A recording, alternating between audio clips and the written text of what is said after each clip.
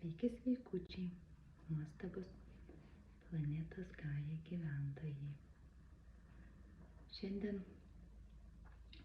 aš pasidalinsiu su jumis kažkada anksčiau šviesos sraute atėjusią tokią žinutę, tokią energiją, kurią noriu jums perduoti, nes mano žodžiai tai nėra jie kažkaip ypatingai sudėlioti, rišliai tekstu surašyti, bet aš čia ir ne apie tai, kaip kuo gražesnį tekstą jums pasakyti,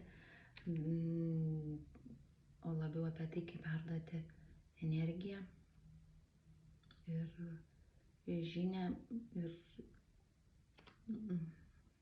informaciją, kurią reikia galbūt jums dabar išgirsti. Ir šiandien aš kalbėsiu apie tai, kad gyvenam ypatingų laikų ir kad dabar yra nuostabus laikas tapti savo realybės kūrėjais. Bet kodėl sakau dabar? Nes iš tiesų jaučiu ir tikiu ir tiesiog jau žinau tai, nes aš pati irgi daugybę metų gyvenau kažkaip taip, kaip gyvenau ir tarsi norėjau pakeisti savo gyvenimą, bet kažkodėl jo nekeičiau. Ir galvoju, kad galbūt viskam ateina tinkamas laikas ir galbūt jum dabar irgi yra tinkamas laikas, nes jūs užsukote į šitą kanalą ir aš jūs čia noriu drąsinti, stiprinti ir suteikti žinojimą, kad mes vis dėlto esam savo realybės kūrėjais, ko aš pati ilgą laiką netikėjau. Ir štai vat, aš kaip visada kažkiek skaitysiu, kaip jau sakiau anksčiau, kažkiek galbūt ateis naujų minčių. Bekalbant, tai šiandien aš apie tai, apie ką verta pagalvoti, net jei to ir nedarėte daugybę metų iki šiol. Kodėl sakau dabar? Nes šiuo laiku vyksta daugybė pokyčių planetoje, Žemė, vyksta pokyčių Saulėje. Tikriausiai teko girdėti jums apie blyksnius suaktyvėjusius Saulės, apie Saulės aktyvumo padidėjimą, taip pat vienareikšmiškai ir apie įvykius valstybėse, žmonių šeimose ir tose pačiose darbuose vyksta dalykai. Tai va, šiuo laiku daugeliui žmonių gali tekti susidurti su tamsiausiais savo jausmais, baime, kalte, bejėgiškumu, savęs nuvertinimu, susiklosčiusiu gyvenimo situacijų kaltinimu ar savęs smerkimu dėl tų susiklosčiusių situacijų. Tai va, ir visa tai mumyse radosi būtent dėl mūsų pačių praeities pasirinkimų, minčių, poelgių ir be abejonės mes darėm tam įtaką, kaip dabar jaučiamės,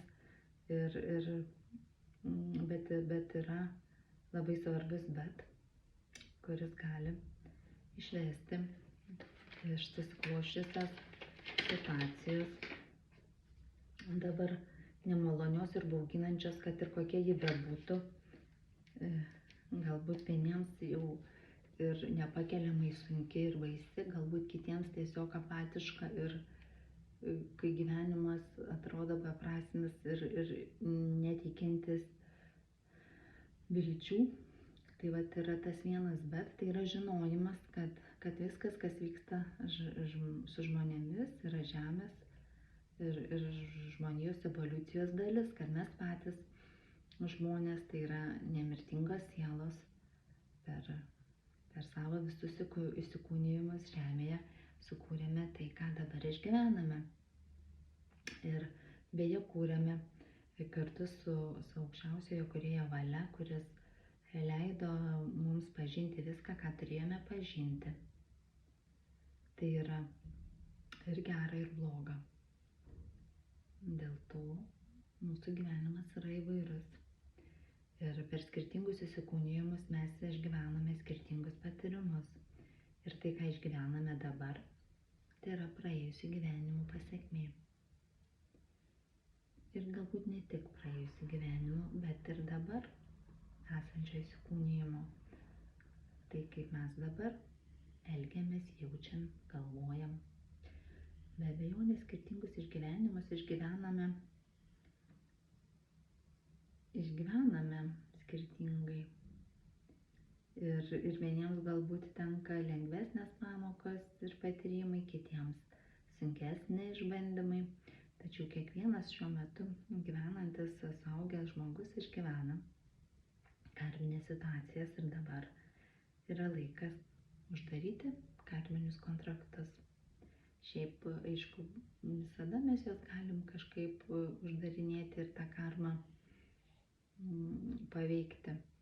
Bet dabar ypatingas laikas, todėl kad Žemėje vyksta pokyčiai ir kad mes dabar gyvenam šitų laikų Kali Jugos, kai viskas vyksta daug greičiau, Kali Jugos pabaigos laikotarpiu, kai viskas vyksta daug greičiau, kai energija suvaikšto daug greičiau ir kai mes tiesiog galim pradėti keisti savo gyvenimus tiesiog ketinimais. Pirmiausia, sugalvoti savo mintise kažkokį tai ketinimą ir netgi, jei nežinom, ko turėtume imtis ir ką turėtume daryti, kokius žingsnius žengti, tam, kad mes pradėtume keisti tą savo realybę ir siekti ir pasiekti to savo ketinimo, mes galim tiesiog jį nešiotis galvoje. Ir tai yra jau labai didelis žingsnis. Ir į pagalbą savo, į tą pokytį, į tą savo realybės kitokios, negu mes ją turime dabar. Ir iš tiesų, tai savo patirtimą norėčiau pasidalinti, kad kai kažkada tai galvojau, tam, kad pasikeistų mano realybė, turėtų pasikeisti daugybė dalykų aplinkui mane. Ir ar tai žmonės galbūt pasikeisti, ir ar tai darbas pats pasikeisti, bet tuo pačiu aš pati jokių žingsnių nedariau ir laukiu, kol tas kitas darbas suras mane, bet jisai nesurado be abejo.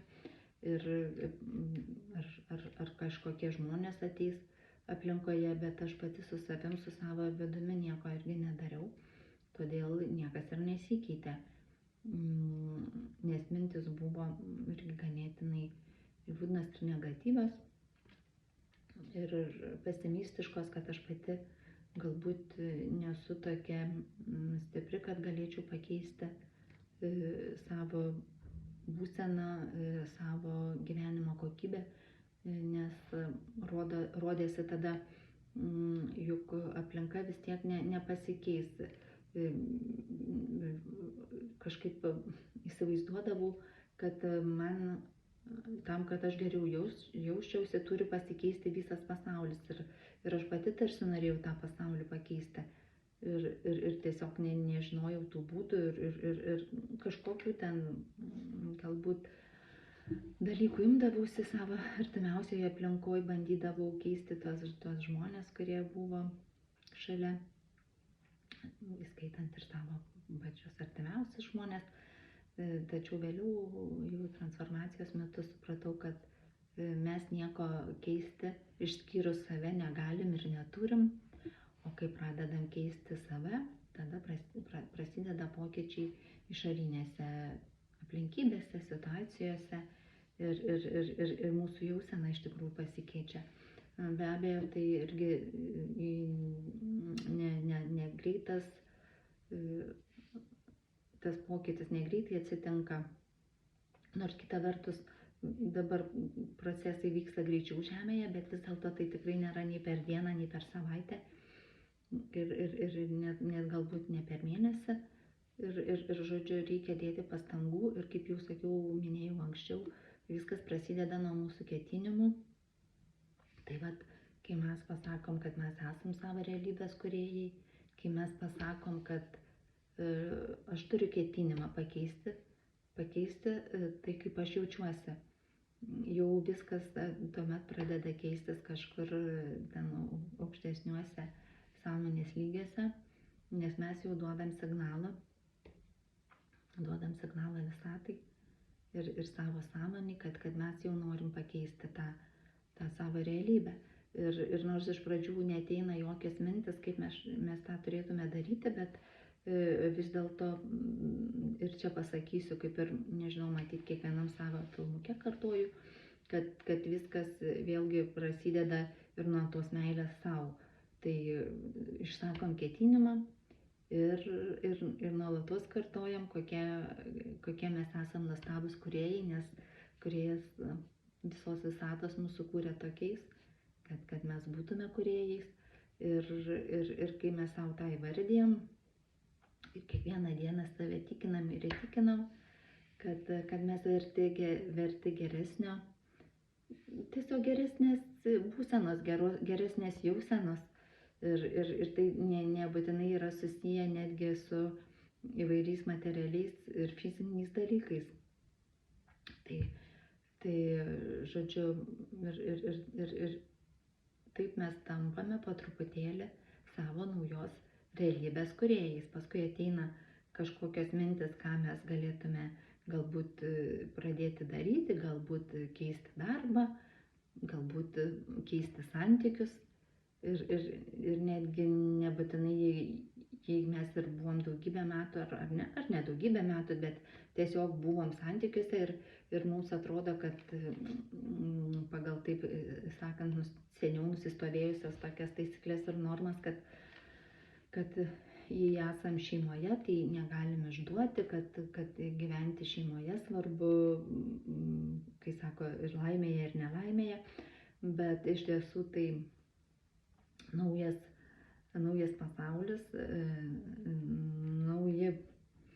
naujos taisyklės, galbūt galim pasakyti, ir evoliucija vyksta pasaulyje, tai šita taisyklė tikrai nebegalioja ir meilėje, ir varge, ir džiaugsme, nes kai žmonės ar trumpesnį ar ilgesnį laiką gyvena, čia vėlgi nebūtinai ne pagrindinis, kaip sakyti, aspektas, bet žmogus gali vienas tobulėti, kitas netobulėti ir tuomet atsiranda disbalansas santykiuose ir vibracijose, todėl labai būna jau ir sunku susikalbėti tuomet, kad ir seniai jau begyvenantiems žmonėms. O grįžtant prie tos temos, kad vis tik mes esam savo realybės kūrėjai, tai va, kaip čia pasakyti, jeigu mes nusprendžiam mokytis kažkokios kalbos ar kažkokio dalyko ir tiesiog tokio fizinio ar kažkokio fizinio materialaus siekio ten pasodinti, užauginti kažkokią augalą ar kažką, mes tiesiog dedam į tai pastangas. Ir be abejonės neužtenka, jeigu pradėt mokytis, tai išmokti abėcėlę. Arba jei pasodinti augalą, tai nuvykti nusipirkti sėklų. Žodžiu, tas kūrybos procesas, jisai yra ilgas ir to savęs kaip kūrėjo paieškos procesas taip pat yra ilgas. Tai vat, kai jau surasit savo širdyje tą sielos kuždėsi, kad vis tik kažką noriu daryti, noriu ieškoti to kūrėjo savyje ir įvardinsit tai galbūt garsiai.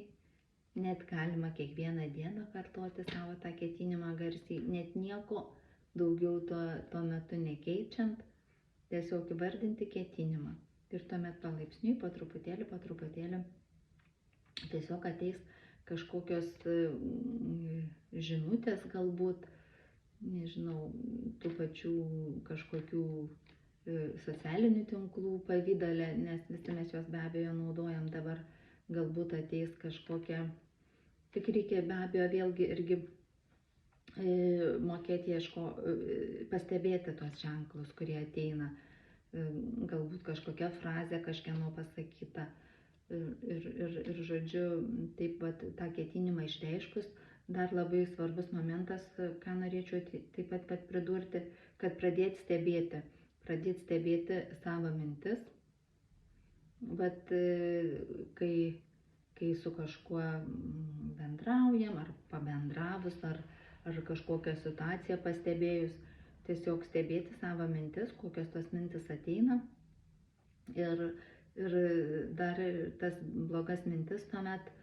keisti kažkokiomis geromis. Jei atėjo bloga kažkokia mintis į mūsų akiratį, tiesiog galima pasižiūrėti pro langą ir jei šviečia saulė, tiesiog pasakyti, kad ir ką aš čia pagalvojau dabar, saulė šviečia, aš esu sveikas, aš einu štai keliu ir aš esu laimingas, nes aš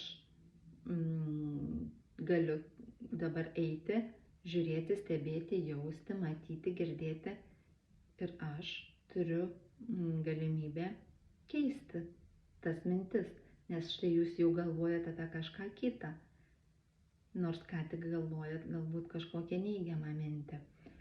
Tai vat labai tikrai tas būdas keisti blogas mintis geromis mintimis yra irgi toksai žingsnelis į priekį, į savęs kaip kūrėjo atradimą. Ir tai vat linkiu visiems labai surasti tą kūrėją savyje, nes kaip Biblijoje yra pasakyta taip, kad Dievas sukūrė pagal savo atvaizdą ir panašumą, o Dievas yra kūrėjas, tai taip ir mes esame kūrėjai. Tai šį kartą tiek, iki pasimatymo.